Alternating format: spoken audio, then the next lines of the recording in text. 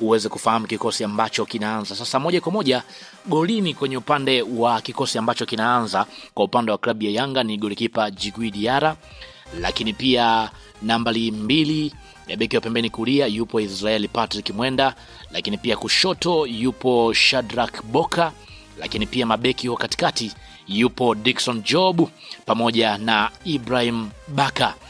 Viungo wa katikati yupo Halid Aucho kiungo mkabaji, lakini pia kiungo mchezeshaji wa chini ni Mudathir Yahya, lakini pia kiungo wa juu yupo Stefan Aziziki, yani kiungo mshambuliaji. Wakati huo pia kwenye upande wa winga wa pembeni kulia yupo Clement Mzize, wakati huo pia kushoto yupo Pacome Zouzoua, huku mshambuliaji yuko Prince Mpumelelo Dube. Na hicho ndicho kikosi kwa upande wa klabu ya Yanga ambacho kinatarajia kuanza kwenye mchezo dhidi ya Simba.